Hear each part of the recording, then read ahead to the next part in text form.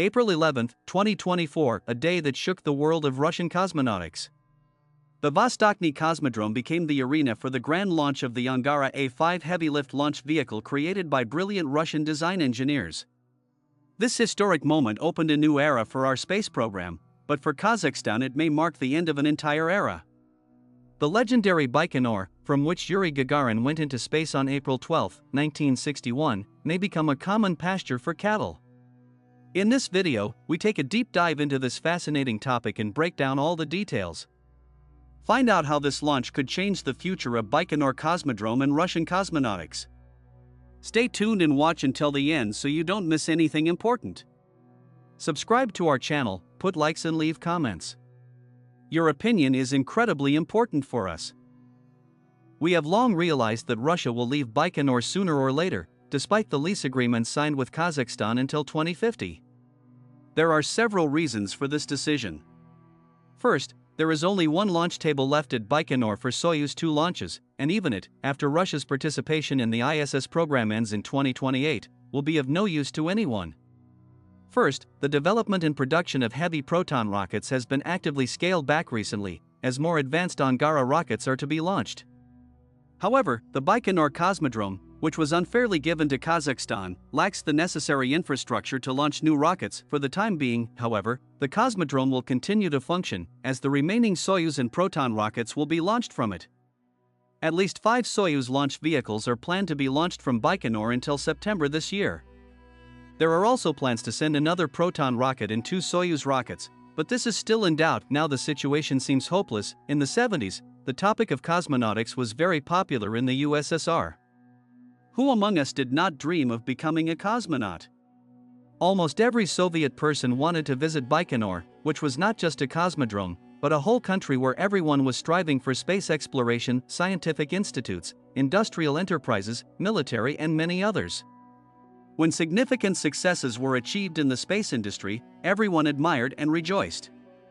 However, everything changed with the advent of perestroika of the Gorbachev era. Scientific programs were closed, launch sites were rapidly deteriorating, and the science city built for the Buran program was buried by sand.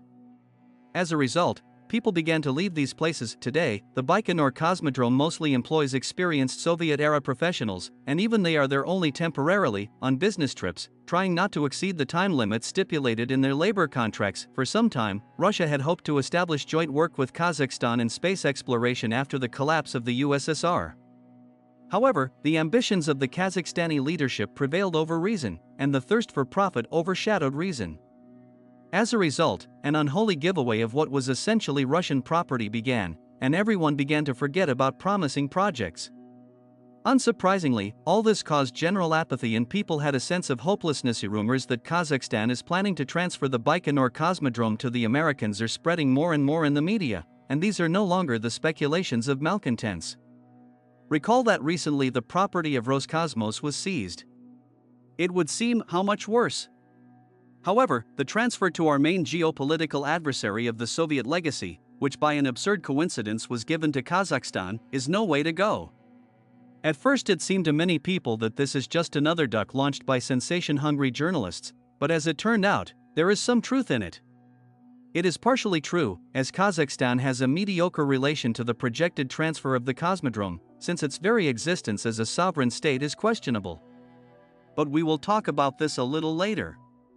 First, we should recall some facts in order to have a complete picture of what is actually happening today in the former Soviet Republic. It is worth starting with the fact that this is not the first unfriendly step of Kazakhstan towards Russia. Suffice it to recall the blocking of Russian bank cards Mir. And it was quite an interesting blocking. The point is that hard-working Kazakhs, who came to Russia for the long ruble, can easily continue to transfer these rubles to their homeland, as it is vitally important for Kazakhstan itself. But any other operations, which were necessary and brought benefit to Russia, fell under the ban. As they say, good neighborly relations in the Kazakh way. Blocking of Russian cards was preceded by one more not less interesting episode: opening of NATO Center, which was solemnly attended by the entire leadership of the Defense Department of Kazakhstan. However, afterwards they long justified themselves by saying that you have misunderstood everything, that it is quite different, but the Kremlin understood everything perfectly well. Just as they understood perfectly well the construction of American biolaboratories, the purchase of American armaments, and the sale of old Soviet aircraft that have gone to an unknown destination, although where they will eventually surface is no secret to anyone. Moscow understands all this perfectly well. Although there is nothing to be surprised about. The period when Tokayev was rocking on two chairs ended about a year ago, when Kazakhstan was yanked from across the ocean and demanded to finally make up its mind. And it has made up its mind by adopting a clear anti-Russian policy. True, it is still in its infancy, but as they say, there is a beginning. If we compare it with other former Soviet republics, Kazakhstan today is somewhere on the level of Ukraine of 2004. But taking into account the rapid unfolding of events today, there can be no doubt that the path that took the crazy farm 10 years, Astana will sprint in a year, maximum in 2. Vostochny Cosmodrome. Those who believe that the disagreements between Russia and Kazakhstan arose against the background of disputes over the lease payment for Baikonur are deeply mistaken. If you look at how much our country has invested in the Vostochny Cosmodrome, you can come to the conclusion that no matter what price tag Astana puts up, the money invested in the construction could be used to rent Baikonur until the second coming. Yes, Vostochny became famous for sawing off budget money, but the main thing is that it was completed. Sooner or later the guilty will be nailed anyway, but we are not interested in this issue in the context of this topic. So why Russia started building the Vostochny Cosmodrome? All because it understood perfectly well that the future fate of Baikonur was predetermined. It was only a matter of time, and as practice has shown it was rather short. The Russian leadership understood perfectly well what it was doing.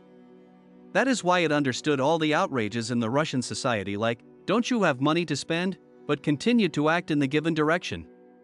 The Kremlin did not invest tens of billions of dollars in the construction for nothing. Everything was calculated for decades ahead.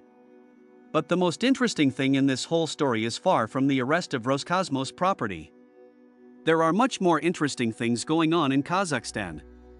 As for the story with the arrest of Russian property, experts are sure that it is directly related to the successful launch of the Russian heavy launch vehicle Angara 5.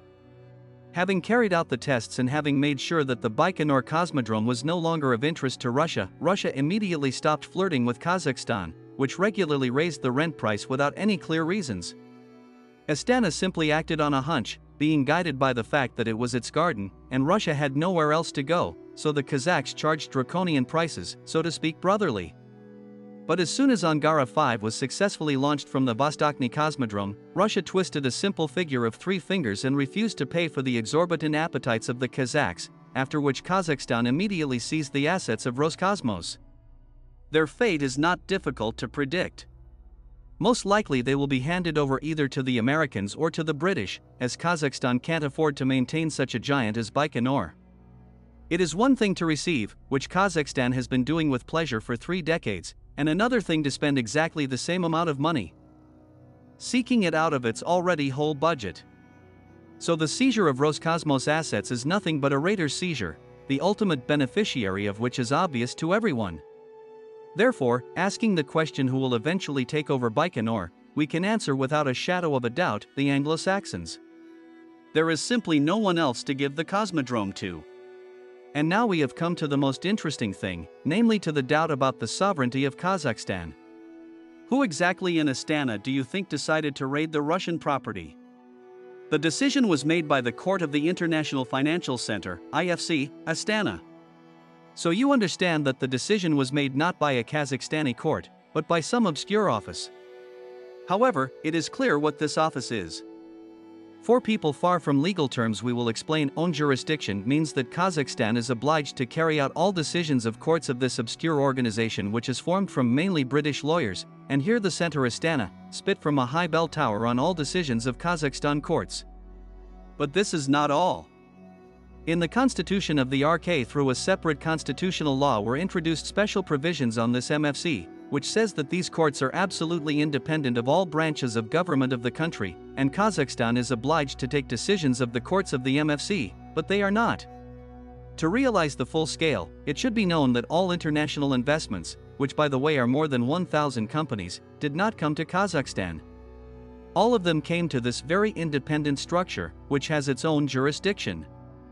So, in fact, Kazakhstan has nothing of its own. Except for the not-so-clean air and the yurts. Globalists methodically seize everything that brings profit.